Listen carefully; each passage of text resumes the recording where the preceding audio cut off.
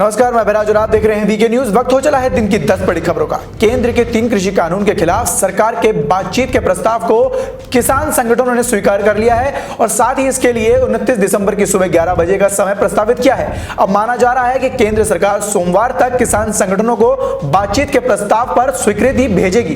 France और America से खुलेआम पंगा लेना तुर्की के राष्ट्रपति रेचेप तैयप एर्दोगन को भारी पड़ता दिखाई दे रहा है। अमेरिका के नए प्रतिबंध लगाए जाने के बाद तुर्की की अर्थव्यवस्था गर्त में जाती दिख रही है। उधर दूसरी तरफ राष्ट्रपति एर्दोगन ने ऐलान किया है कि हर हाल में बुरी शक्तियों से अपने देश की अर्थव्यवस्था को उभारेंगे।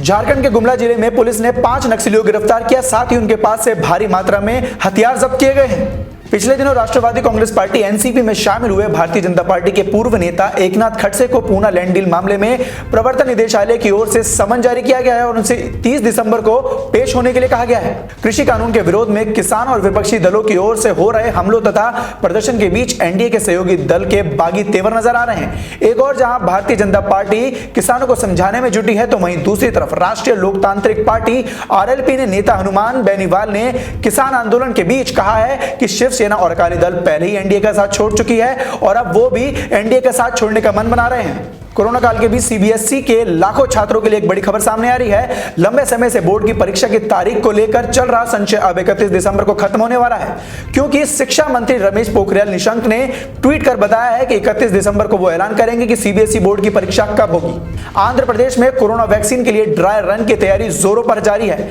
आंध्र प्रदेश केंद्र सरकार द्वारा गुजरात, पंजाब और असम के अलावा कोविड-19 टीकाकरण कार्यक्रम में end to end dry run करने के लिए चुने गए 4 राज्यों में से एक है। पूर्वी दिल्ली के त्रिलोकपुरी इलाके में शनिवार देर रात लड़कों के 2 गुटों में जमकर झड़प हुई। इस दौरान कई राउंड गोलियां चली, जिसमें शाहिद नाम का एक शख्स की मौत हो गई। यह झगड़ा मामूली नोकझोंक को लेकर शुरू हुआ था। बाद में दोनों ओर से पथराव शुरू हो गए और देखते ही देखते दोनों ओर से भीड़ जुट गई।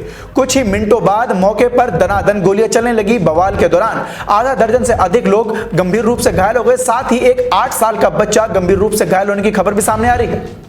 कर्नाटक में ग्राम पंचायत के चुनाव के लिए दूसरे चरण के मतदान शुरू।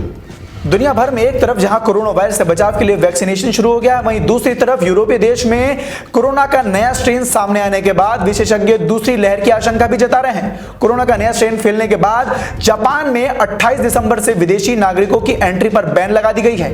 यह नया स्ट्रेन अब तक यूरोप के 8 देशों में फैल चुका है। तो ये थी दिन की 10 बड़ी खबरें। फिलहाल के लिए सिर्फ इतना ही। देश और दुनिया की ऐसी ताजा तमाम खबरों से जुड़े रहने के लिए देखते रहिए वीके न्यूज। धन्यवाद।